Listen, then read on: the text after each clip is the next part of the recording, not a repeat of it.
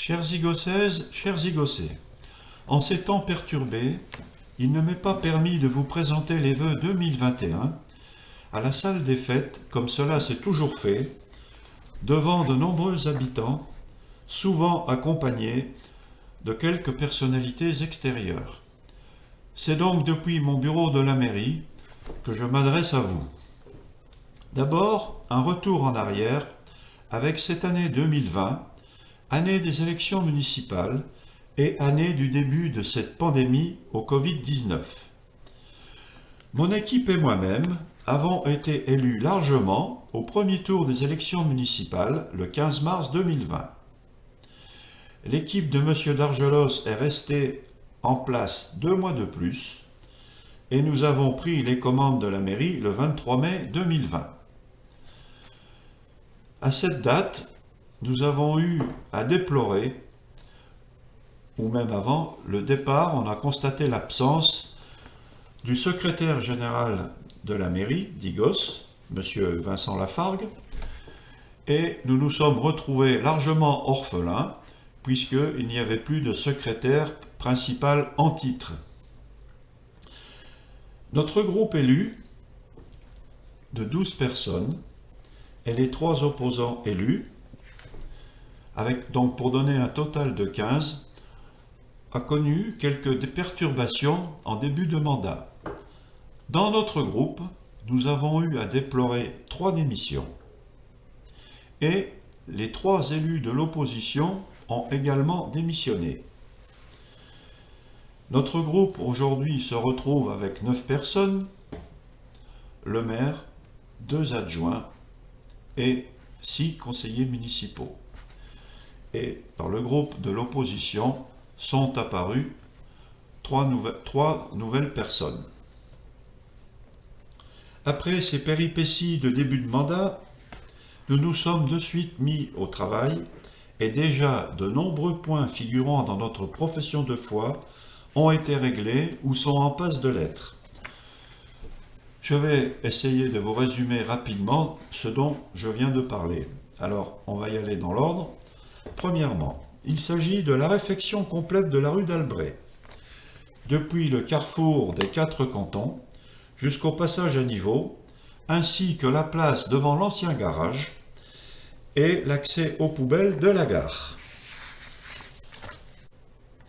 Après étude avec les services de la voirie de Morsinx, nous mettrons en place, s'il le faut, dans cette rue, soit un stationnement alterné, soit une interdiction totale de stationner.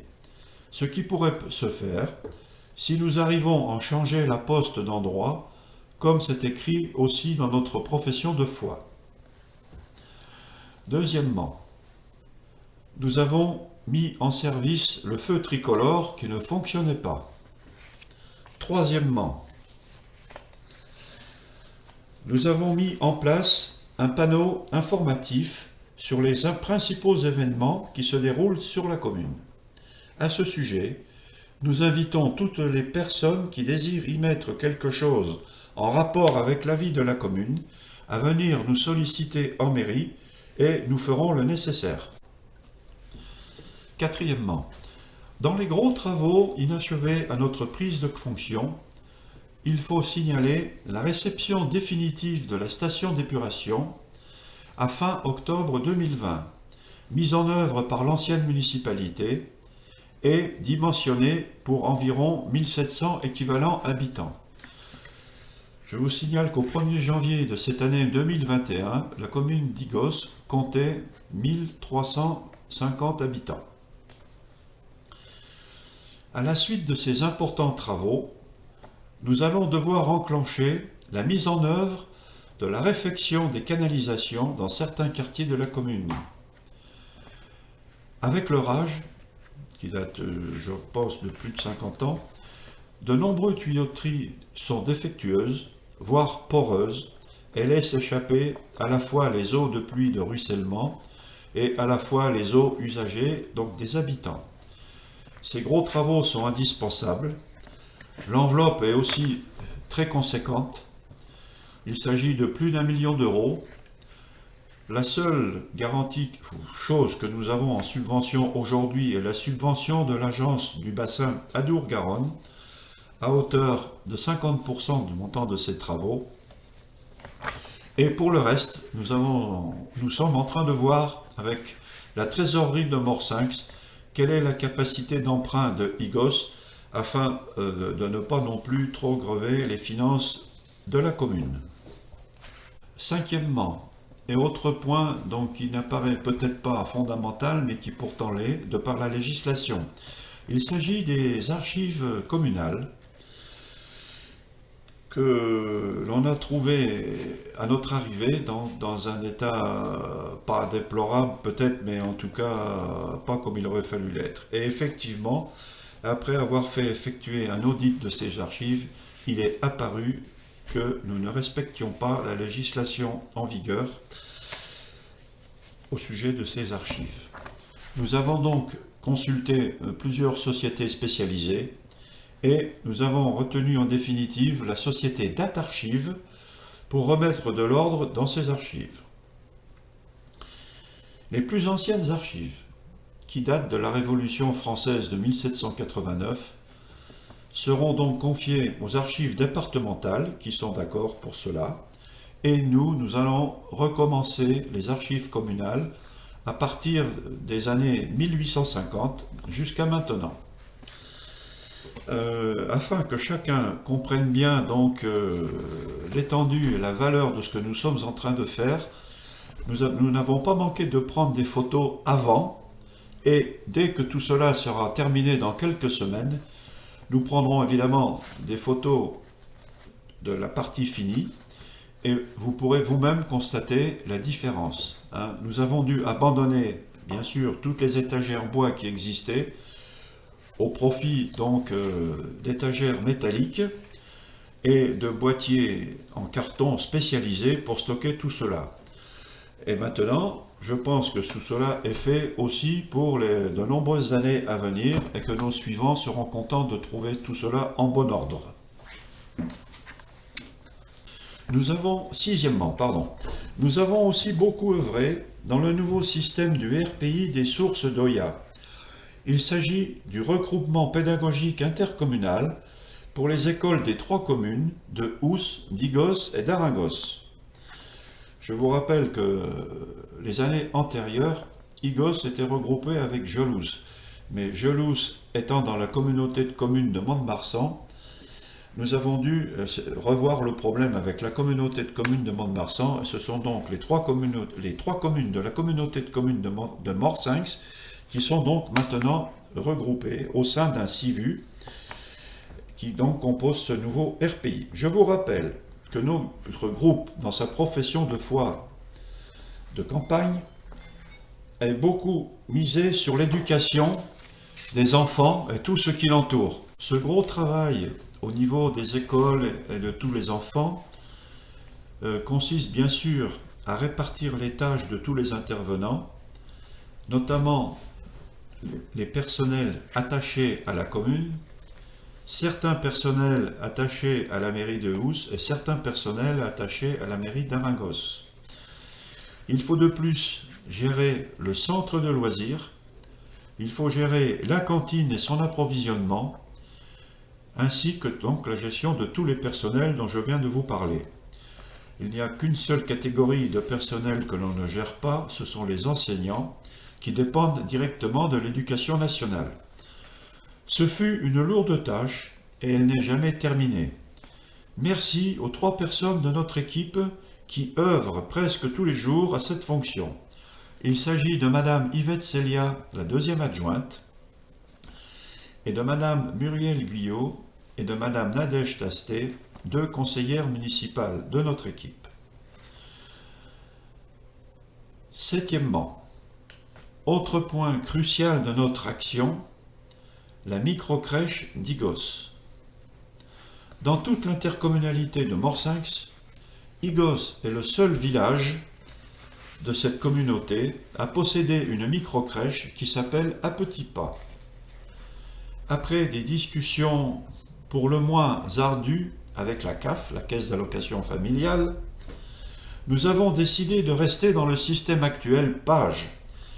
Le système PAGE, c'est un système à tarification libre, alors que la CAF voulait que l'on adopte le système PSU, système de prestation à service unique, et avec une tarification CNAF et taux d'effort basé sur les ressources de des familles. Dans ce système PSU, le manque à gagner et le trou à boucher annuellement pour la commune, estimé par la CAF, s'élevait à environ 30 000 €. Pour nous convaincre, la CAF nous octroyait une subvention immédiate de 67 000 €, mais le conseil municipal a refusé cette option et nous restons dans le système PAGE, sans subvention de la CAF pour la commune. À la suite de toutes ces réunions, la commune a signé une convention avec la dirigeante de la microcrèche qui indique donc les conditions de fonctionnement de cette microcrèche.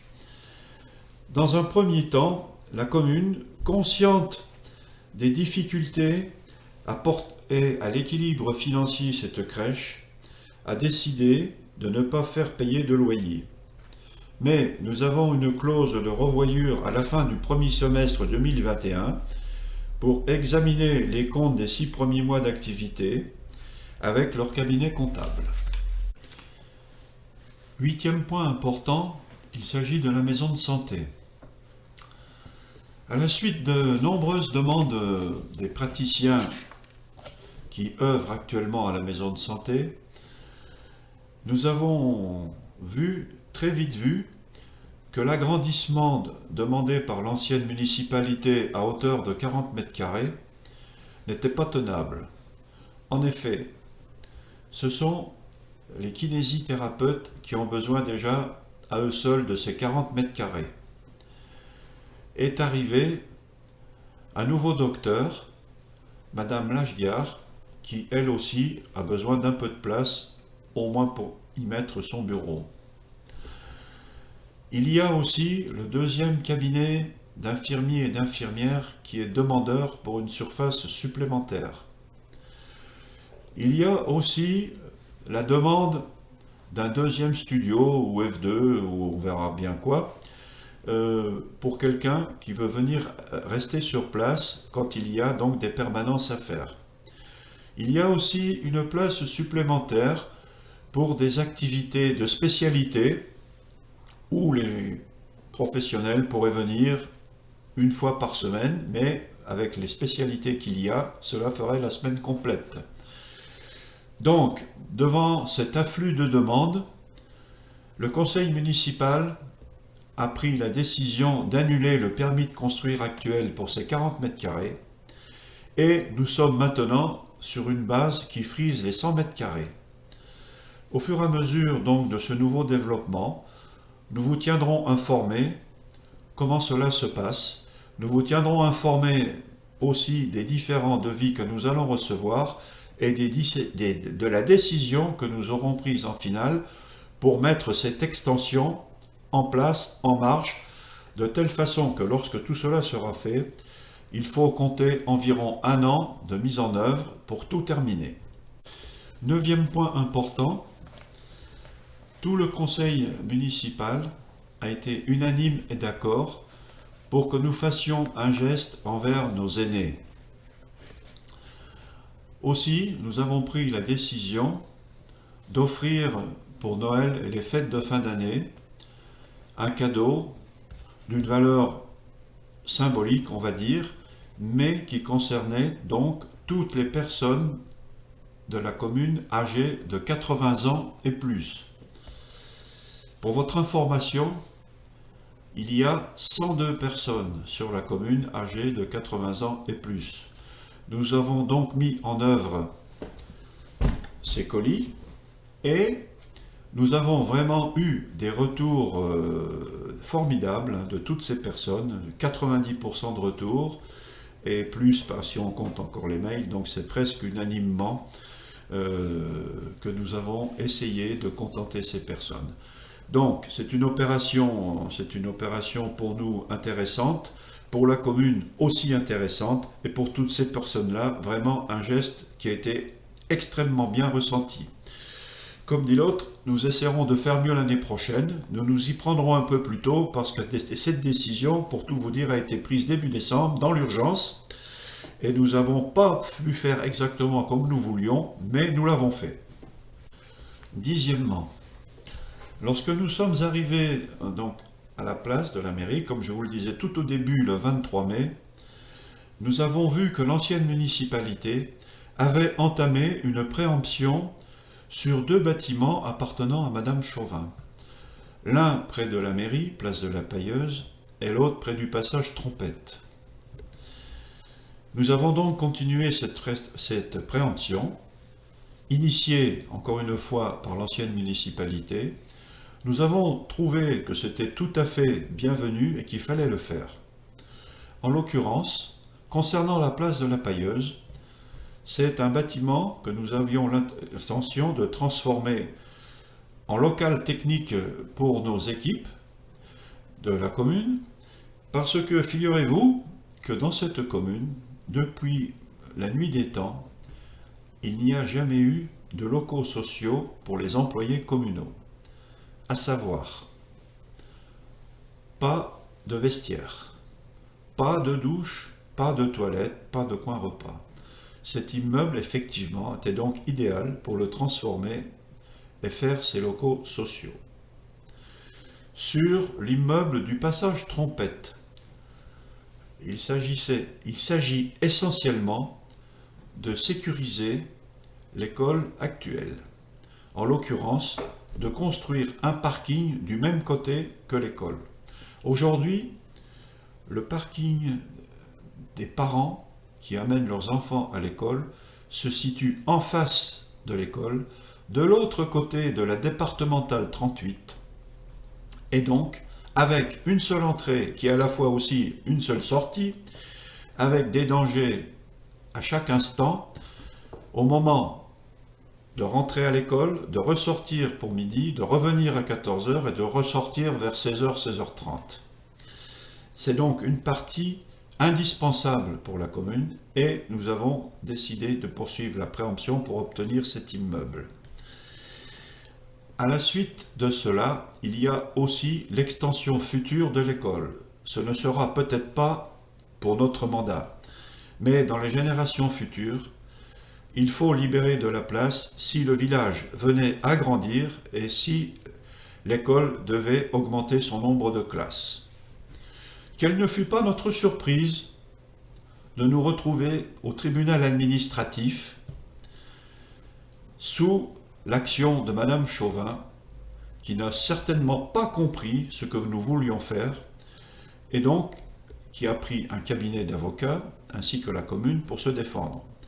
Aujourd'hui, rien n'est réglé, alors que nous avions été attaqués en référé, c'est-à-dire que l'on aurait dû avoir un jugement positif ou négatif pour nous d'entrée de jeu. Ce ne fut pas le cas. Aujourd'hui, nous bataillons encore là-dessus.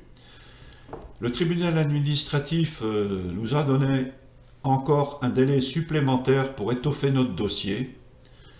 Et entre-temps, nous avons déjà examiné la situation des vestiaires.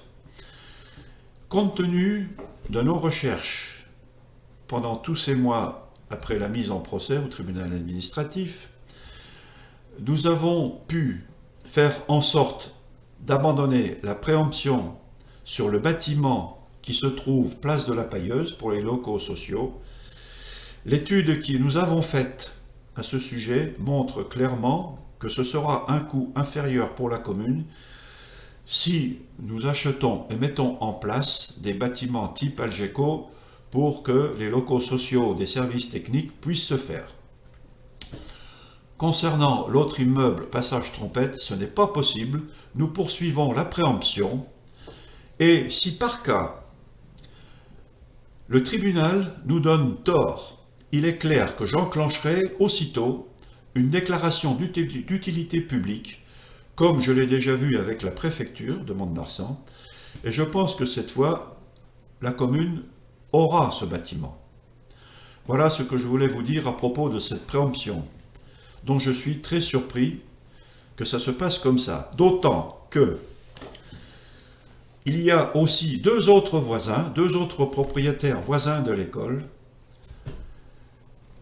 Madame Dejoux et Monsieur Catano, propriétaires aussi contre l'école, qui n'ont pas hésité à donner, eux, leur accord à la commune pour que l'on puisse avoir leurs biens, et dans des conditions tout à fait bonnes.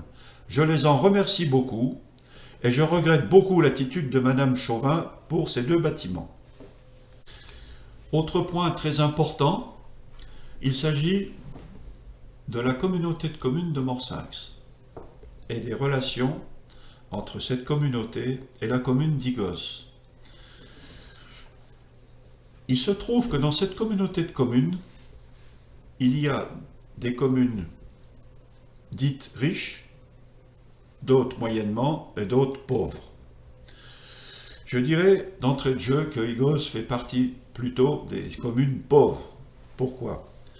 Si on prend le cas des communes de l'Espéron et d'Onès-Lahari, il se trouve que ces deux communes touchent annuellement une redevance des autoroutes qui traversent leur commune d'environ 150 000 € chacun. Qui plus est, ces deux communes, comme de très nombreuses communes landaises, possèdent une grande surface forestière qui leur rapporte aussi pas mal d'argent. Aujourd'hui, si l'on prend le cas d'Igos, nous n'avons évidemment pas d'autoroute à proximité, donc on reçoit zéro. La forêt communale est d'une superficie ridicule. Nous avons exactement 10 hectares, donc ça ne rapporte rien, sinon des frais d'entretien. Et il ne nous reste plus qu'une formule pour essayer de nous en tirer un peu. Il s'agit de la mise en place donc, de panneaux photovoltaïques. Donc depuis le début que nous sommes en place, nous œuvrons pour que ces champs de panneaux photovoltaïques se mettent effectivement en place, mais il faut que nous ayons l'accord de la communauté de communes et ce n'est pas toujours facile. Je leur ai bien expliqué la situation d'Igos. Ils sont conscients du problème, mais évidemment, eux aussi ont de gros projets sur Morsinx avec des terrains publics, alors qu'à Igos, nous ne sommes que sur des terrains privés à 100%. Et c'est moins facile. De par le PLUI et le nouveau PLUIH en devenir, là, dans les mois prochains, il va y avoir enquête publique à Igos pour le faire.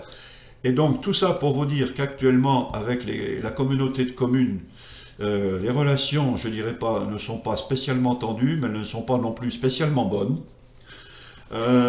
Pour tout vous dire, M. Dargelos, donc, qui était le premier président de la communauté de communes, parce que la commune d'Igos est le deuxième village le plus important en nombre d'habitants, eh bien, figurez-vous que je ne sais pas par quel miracle je me retrouve en dernière position comme vice-président. Ça m'est complètement égal, personnellement, mais pour la commune d'Igos, je trouve ça très dommage. En plus, donc, nous avons, lors du dernier conseil municipal de décembre, nous avons voté, effectivement, pour que la commune d'Igos donne une quote-part annuelle, comme toutes les autres communes, à la communauté de communes. Ça a été voté à l'unanimité, tant mieux. J'espère que la communauté de communes en fera bon usage et que cela aura des retombées positives pour la commune d'Igos. J'en ai maintenant fini avec tout ce que nous avons entrepris, avec les principaux problèmes que nous connaissons, les principales choses à continuer, et je voudrais maintenant, pour finir, vous souhaiter mes vœux. Donc, chers Igosaises, chers Igosais, je souhaite à chacune et à chacun d'entre vous une année 2021 meilleure que celle que nous venons de vivre. Je parle de l'année 2020. Malgré les restrictions de tous ordres, restez confiants et ne laissons pas cette crise nous abattre. Il y a toujours dans la vie un retour de balancier. Si nous avons la chance d'avoir suffisamment de vaccins efficaces, nous serons tirés d'affaire et la vie reprendra son cours, peut-être sous d'autres formes, mais la vie normale reviendra. Je vous remercie pour votre écoute et n'hésitez pas à nous appeler ou à venir nous voir en mairie en cas de besoin. Encore une fois, bonne année 2021 à toutes et à tous. Merci de votre écoute.